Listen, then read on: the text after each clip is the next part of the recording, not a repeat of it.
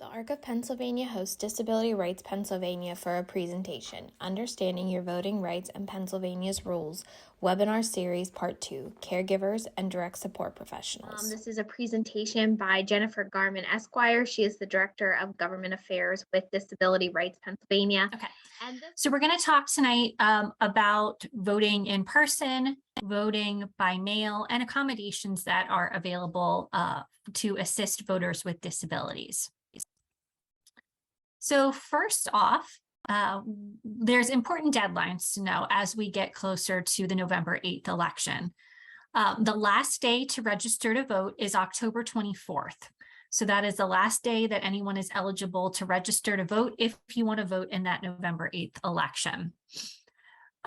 If you plan to vote by mail, you have to apply for your mail-in ballot by November 1st at 5 p.m. So that means if you're mailing your mail-in ballot application, that your county election office needs to receive it by the close of business on November 1st. If you are going in person to submit your mail-in ballot application, you'll also need to be there before 5 p.m. Because of the delays that we're seeing with the mail, if you're planning or you're assisting someone in voting by mail, we do still recommend that you ask for your mail-in ballot as soon as possible. And if you're planning on returning it by mail, to mail it as soon as possible. So don't wait. Request and return your mail-in ballot as quickly as you can. If you're voting by mail, your county election office needs to receive the ballot by 5 p.m. on election day. So it is important. The postmark is not enough. It needs to be received. So it's also important to note that you can return it early. So if you're getting close to election day and you are concerned, or the person you're assisting to vote is concerned, you can drive them and they can drop off their mail-in ballot at their county election office. Some counties have drop boxes, not all counties. And some counties also have what we call satellite offices, which means it's not the actual county election office. It could be located somewhere else within the county. Is available as another part of election administration to drop off your ballot or the individual's ballot. Again, it has to be dropped off by 8 p.m. And again, election day is November 8th. So I just want to note here that you can find information about what is available in your county where drop boxes are, if they have them. If there's satellite offices, that would all be available on your local county Board of Election website. And before anyone can vote in Pennsylvania, you have to make sure that you're a registered voter. So the last day to register to vote, again, is October 24th. You can register to vote. There's an online application that you can submit. You can print off and mail a voter registration form. And you're also able to register to vote at a number of government agencies, including when you're renewing your driver's license. It oftentimes will ask if you're registered to, it will ask if you are registered to vote or if you want to make any updates to your voter registration. You can also make updates or register to vote at county human services offices. They also have information to help people be able to register to vote. The only requirements to register to vote is that you have to be 18 years or older. You have to be a United States citizen, and you have to be a resident of the location that you're wanting to vote. So your what we call precinct or your local district. You have to be a resident of that district for 30 days before the election. So it doesn't mean that you can't vote. So if you're going to move at the end of October, you'll just need to vote at your prior precinct because they don't have time to update what they call the voter rolls. You're still eligible at your previous site because they can't update things that close to the election. So as I'm sure many of you are aware, Pennsylvania now does have mail-in voting, and everyone is eligible to vote by mail. Again, you can register for it. So you register to vote, and then if you want to vote by mail or someone in your life wants to vote by mail, you also have to request a mail-in ballot. You can also do that online. You can do that in person at your county election office, or you can also request them to send you a paper application and return it to your county election office. Again, the deadline is November 1st at 5 p.m.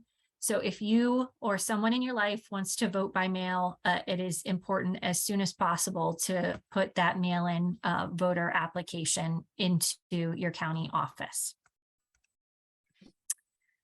So Pennsylvania does have what is referred to as early voting. And what that means in Pennsylvania is that as a voter, you can take your mail-in voting application to your county board of elections. So you're taking your mail-in voting application to your county election office, and you're saying, here, I want to apply for a mail-in ballot.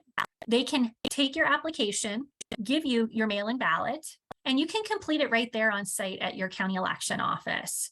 And return it all in one stop. So you can submit your mail-in voting application, get your mail-in ballot, complete the mail-in ballot, and return it to your county election office all in one stop.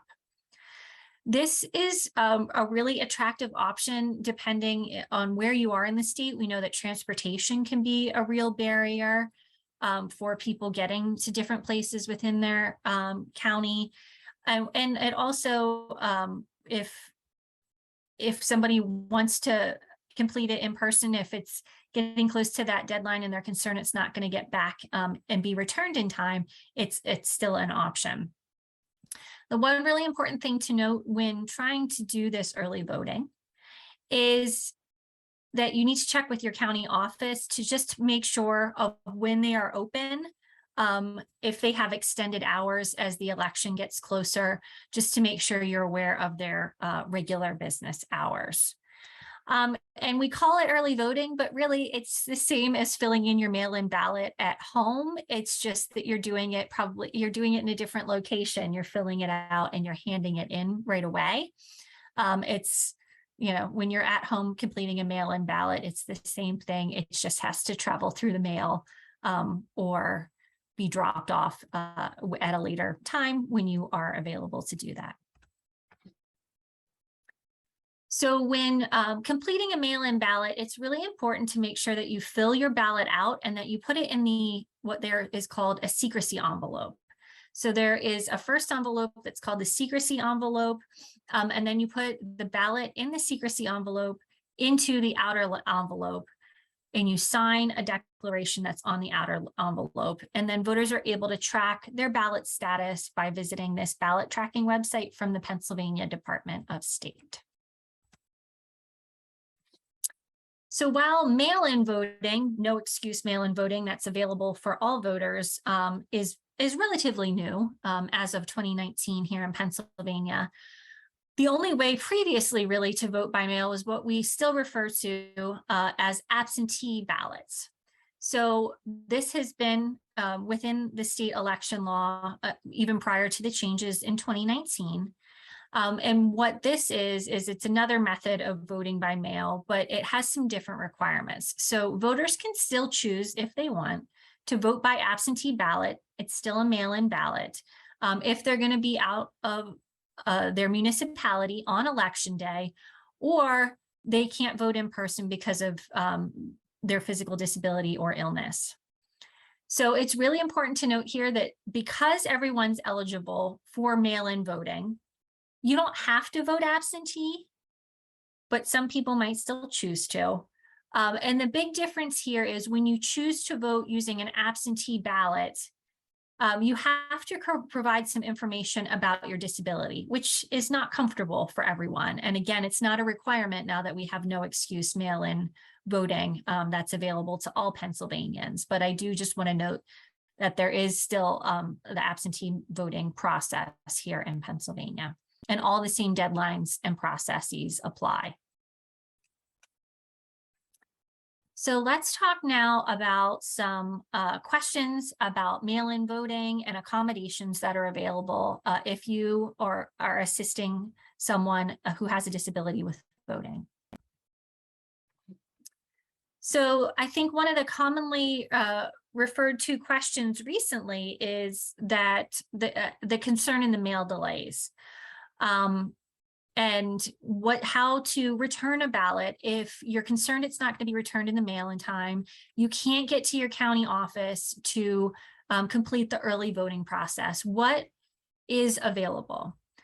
So there is a provision under the state election law to designate an agent. So it allows a voter with a disability to designate someone to pick up, apply for, and or drop off their mail-in or absentee ballot. So if somebody has transportation issues, if someone is unable to leave their home, you complete, and that'll be on a future slide, you complete this designated agent form that allows the person with a disability to designate someone to help with either picking up, submitting their application for a mail-in ballot, and or dropping off. You can do any of these parts, their mail-in ballot. So you might commonly see right now that there's information saying you can only drop off your own ballot, which is generally true, but for people within the disability community, this is an accommodation, having someone else return your ballot for you, because it is, again, it's an accommodation to allow people with disabilities to fully participate in elections. So in order to be a designated agent for someone, you have to complete a form. The person with a disability has to complete a form, and the person who is being designated as the agent. You complete the form, and it's on the next slide, and sign it, and that's it. So you don't have to have it notarized. You should keep a copy. And the agent needs to bring that designated agent form with them when they pick up or drop off the ballot. So I think a commonly asked question is who can be a designated agent? And the answer is anyone. But you cannot be a designated agent for more than one voter unless voters share the same household. So if I, Jen, am living with multiple family members, I could serve as the designated agent for everyone because we're living in the same household. And the Department of State has been explicit in saying that a household does not include long-term care facilities. So that's nursing facilities, it's assisted living facilities, it's intermediate care facilities, that none of these qualify as household unless their spouses living there together in the same room. And then that can be a household, but we'll talk on the next slide about what that means as far as designated agents. And then also on here, we have a note that some counties might not be familiar with the concept of designated agents. I think that was true in the 2020 election. And I think Disability Rights Pennsylvania has tried to do some engagement with county election offices, as well as the Department of State, to highlight that this is an accommodation and it is available. And most counties now do have information about designated agents on their County Board of Elections website, which is great. They have a link to the Department of State form and some information. So I do believe that most counties at this point do and are familiar with the concept of designated agents. So there's a link at the top of this slide. This is what the form looks like. It gives the instructions at the beginning. It says, you know, who can use this form, who can you designate as an agent, and kind of the rules around using designated agents. So what should a person with a disability do if they cannot sign the declaration on the back of their outer envelope? So the outer envelopes for mail-in ballots have two declarations for a voter. And if a voter with a disability can't sign the first declaration due to their disability, they can have assistance to make their mark for both declarations. If the voter does receive assistance, a witness must sign below the second declaration and provide their address. Again, this is the outside mailing envelope that would be part of the mail-in ballots. And you can assist someone to make their mark and just have someone witness and provide an address that this individual did receive assistance in making the mark. Again, with that inner secrecy envelope, don't mark it. Only put your the voted ballot inside. of the secrecy envelope, the marks are happening on the external, larger mailing envelope. So another commonly asked question is, because mail-in ballots are paper, and most counties at this point also have paper ballots, that's not accessible for everyone. And so how can someone vote if a mail-in ballot is not accessible? So there are what are called remote ballot marking devices, that are equipment that is available for voters with disabilities who cannot mark a paper ballot independently because of their disability. This is what's referred to as the Omniballot here in Pennsylvania. There is information on the Department of State's website. The voter has to apply for a mail-in or absentee ballot and then request the remote ballot marking by the applicable deadline. One important thing to note here, so it is an online system, this remote ballot marking service, Omniballot, is an online system, but it does still require that the voter prints out and mails their ballot using that secrecy envelope and the outer envelope when the ballot is completed. So it does require that extra step of printing and also mailing it back, but it would be completed online and marked, and then it just need to be printed off. So what should a voter with a disability do if they need assistance marking a paper ballot? So they've chosen not to use the remote ballot marking. Again, there are provisions in Pennsylvania law that say that voters with disabilities can have assistance when voting. There is an option when an individual with a disability is registering to vote to mark that they need assistance, and then it would be on their voter registration card. And you can also fill out a request for assistance. It has to be done 10 days prior to the election. And if it has not been completed, then notarization does need to happen for absentee ballots. A little less clear with mail-in ballots, but I would say it's going to be easiest to utilize some of these other services that are available if someone needs assistance voting. And we'll talk about how you can vote in person as well and have assistance. So again, to not have to get into the notarization and all of that, the electronic ballot marking is available. It really is important to recognize the requirements and the dignity of having the private and independent right to vote. That is really important to many individuals, and using the Omniballot and the electronic marking system does allow a person with a disability to mark their ballot privately, to mark it independently. And so that is an option that it continues to be available in Pennsylvania.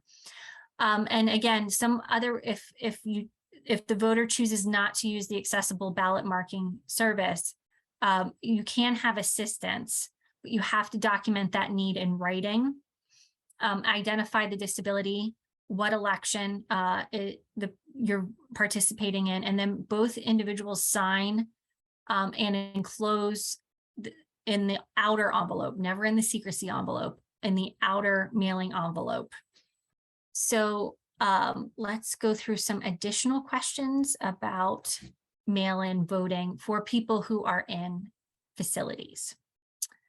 So voters with disabilities have the right to vote and have assistance in how they and they get to choose how they want to vote. So during the pandemic, the Centers for Medicaid and Medicare Services did issue guidance on voting. There is a link to the guidance there.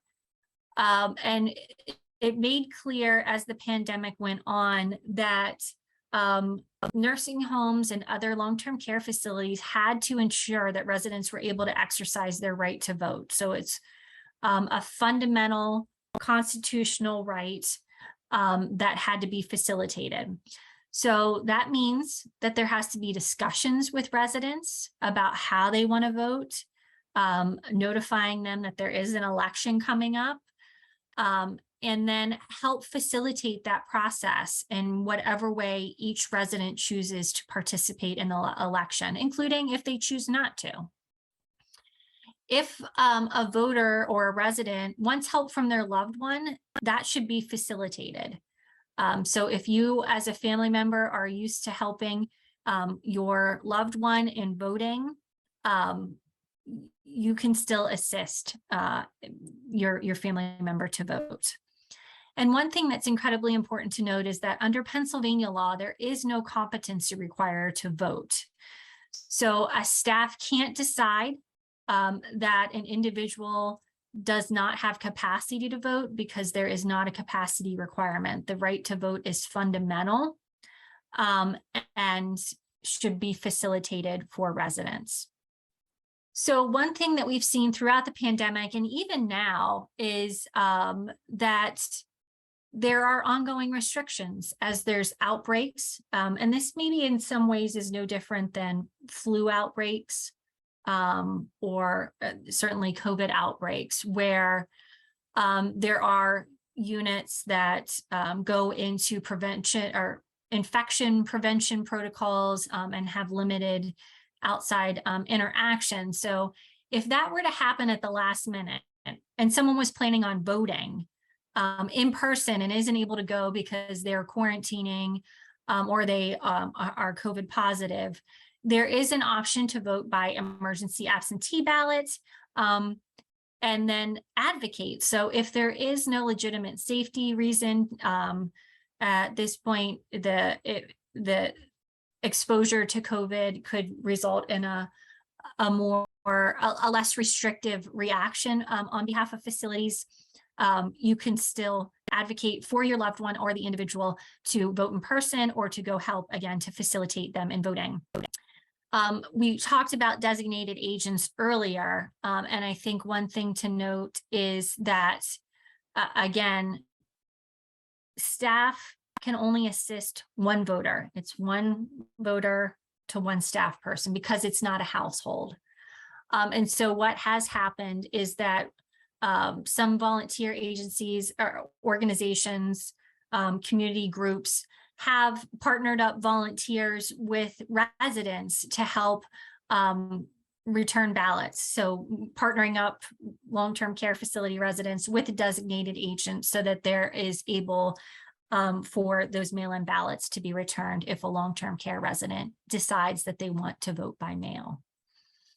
You can, again, also use friends, family members, people that are in that individual's life that they would like to help have them to facilitate voting. So let's get into some questions about voting at the polls on election day and accommodations that are available for people with disabilities. So first off, it's really important if someone wants to vote in person to make sure that you're aware that they're aware of their correct polling location.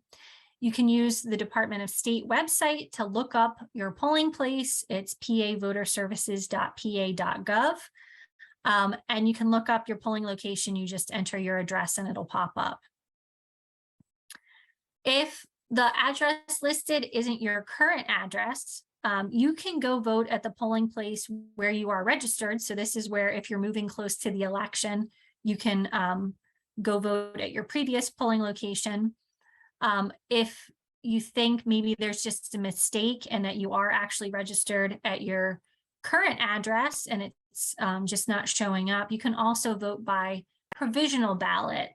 That means that they would wait, they'll look at your ballot, they will go verify it against the information that they have on record and allow you to vote provisionally and still be able to exercise your right to vote. So there is, again, information on how to find your polling location at that PA Voter Services website. Another common issue throughout the Commonwealth is polling place accessibility. So polling places, unfortunately, don't always have full accessibility. It is an ongoing issue. If someone were to run into that issue on election day, we'll talk about how to respond and how to advocate. But voters can call your county board of elections to find out if the polling place is accessible. And it's also listed on the Department of State website, but it's important to note that the information isn't always 100% accurate. And sometimes temporary accessibility modifications, so like a portable ramp that could help someone to get into the polling location, sometimes are forgotten, not maliciously, but sometimes are forgotten. And so if someone were to arrive at their polling location and discover that it's inaccessible, you need to ask for the judge of elections. The judges of elections should help to address any accessibility issues. And if they're not available or they can't help, then you need to contact the county board of elections. So this happens on election day. Disability Rights Pennsylvania runs a hotline, and we've seen issues like there being an accessible ramp and the door is locked at the top of the ramp. So it's a matter of just making sure that door's unlocked so that when someone goes up the ramp, that they're actually able to then access the polling location using that ramp. Sometimes those, like I said, the temporary portable ramps aren't available. And again, make sure to contact or ask for the judge of elections, and then contact the county board of elections, who will help to resolve these issues. So I think a commonly asked question, particularly going back again to the mail delays, is like, what happens if I applied for a mail-in ballot, but I changed my mind and I want to vote at the polls? Can I do that?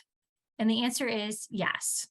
So if you've received a mail-in ballot and you're worried it's not going to get back in time, or you changed your mind, or the person you're supporting has changed their mind and they want to vote in person instead, what needs to happen is that you go to the regular polling location with the mail-in ballot and the envelopes that came with it. So the entire package for mail-in voting. You don't have to complete the mail-in voting or the mail-in ballot. You're going to hand it over to the poll workers and say, I'm here to vote in person. And then they'll do what's called spoiling it. And then once that's happened, the individual is allowed to vote in person, just as if they had never requested a mail-in or absentee ballot. So what happens if you requested a mail-in ballot, but you didn't receive it, or you mailed it and you're afraid it won't get back to your county office in time? You can also go to your regular polling place, or take the person you're supporting to their regular polling place and ask for a provisional ballot. Again, that is a provisional ballot while they check to see, was the mail-in ballot returned? If that mail-in ballot was returned, the provisional ballot will not count. If they validate that they did not receive the mail-in ballot, then the provisional ballot can count. So it's not that both ballots would count. So let's talk about what a provisional ballot is. A provisional ballot's a paper ballot that is completed in a private place and placed in a sealed envelope. And the judge of elections gives someone a provisional ballot when they're listed as being on the mail-in voter list and don't come to the precinct with their mail-in ballot. If you are a first-time voter who shows up at your local polling place and does not present identification. If you are not in the poll book, that book that you sign, the old paper ones, or many of them are now electronic as well, and they say that they live, that I, Jen, live in this district, but they're not finding me there, I can vote by provisional ballot. If machines aren't operable, so if the accessible machine's not operable, if there are other issues, you can vote by provisional ballot. And if there are voters who arrive after the ballot or after the 8 p.m. deadline, and there's been delays at that precinct because of sometimes there's short staffing, sometimes things go wrong, courts can order a specific polling place to stay open, or a number of sites in a county to stay open if they find election administration issues that risk voter disenfranchisement and people not being able to vote. So you can ask for a provisional ballot if you're not offered one, and you also get a tracking number for provisional ballots if you receive one. So because paper ballots are common now in in-person voting as well, what should you do, or does a person with a disability do, if you need assistance marking a ballot at your actual polling location? So again, if you remember back, when someone's registering to vote and they have a disability, you can indicate the need for assistance on that voter registration card. So that would be right on the card. There would also be a record at the County Board of Elections of who needs assistance. If the voter hasn't checked that need for assistance, and there's no mark of it in the book, it's okay. All that needs to happen is that the voter needs to complete a declaration. There's a form that you sign saying, I need assistance, and the person can still get it. And assistance can be provided in in-person voting by anyone except a few folks. So one of them being the judge of elections, an agent or representative of the voter's employer, or an agent or representative of the voters' union cannot assist a voter in voting. And don't be afraid if you are helping or if you are with a loved one or providing support to someone who needs assistance. Don't be afraid to ask for assistance. You can tell the poll workers that you need it. And again, if it's not on record, all that needs to happen is that the voter completes that declaration stating their need for assistance. One commonly asked question as well when people go to vote in person is, do I need to show identification? And the answer is maybe. So most voters in Pennsylvania do not have to show an ID to vote. Pennsylvania law only requires that you show identification if it's your first time voting, or if it's your first time voting at a polling location. So you've moved recently and you have an updated polling site. So valid identification for photo IDs includes a driver's license or a PennDOT non-driver's photo ID card. Other types of government identifications like passports are also acceptable identification. And then there's a list of non-photo IDs. These need to have a name and address. So when you get your voter registration card from your county election office, that can be a form of identification, as well as can be a utility bill, a bank statement, a paycheck, or a government check are all acceptable forms of ID. So voters with service animals, election officials have a responsibility and a duty under the Americans with Disabilities Act to provide accommodations to voters. And that includes allowing voters with service animals to bring their service animals into a polling location so that they can vote. Service animal is an extension of that individual. It has been trained to provide supports to an individual, and so it can travel with the person with the disability as an extension of them, and it is an accommodation. So some other issues that arise when voting in person are, I think the most frequent one on this list is that the accessible voting machine's not operating properly. So now most sites, people are voting using paper ballots, but every precinct, every polling site is required to also have an accessible voting machine. They are oftentimes, unfortunately, tucked away in the corner, are marked ADA machine, Americans with Disabilities Act machine, and anyone can use the accessible voting machine if they choose. The accessible voting machines will provide information. If you have a visual impairment, it should read the ballot options to you, and it has many other accessibility accommodations in it. But what does happen, unfortunately, from time to time is that they are not operating properly. And so a voter with a disability will go to vote using the accessible voting machine and have to wait while it gets recalibrated or set up properly. And if that happens, you just need to notify the the poll workers there that it's not operating properly, to get the judge of elections, and if needed, the board of elections, so that they can get the machine operating properly. So the steps there to take, again, are asking for help from a poll worker. If not, ask to speak to the judge of elections, go to your board of elections. And there are many election day hotlines that operate on election day. I'll talk about the one that Disability Rights Pennsylvania is going to operate this year in a few minutes. Some other issues, again, are if a voter is not provided a provisional ballot or just told like, no, you can't vote here. Those are other opportunities to raise issues with the judge of elections or the board of elections, because you should be provided a provisional ballot. The idea being that they will verify information before that ballot is actually counted. So here are some helpful voting websites. The first of which is the Department of State website. So the votespa.com website, that's the site where you can find out information about registering to vote, applying for mail-in ballots, and other information relating to Pennsylvania elections. And that voter services website is where you actually complete online forms. Check your voter registration as well.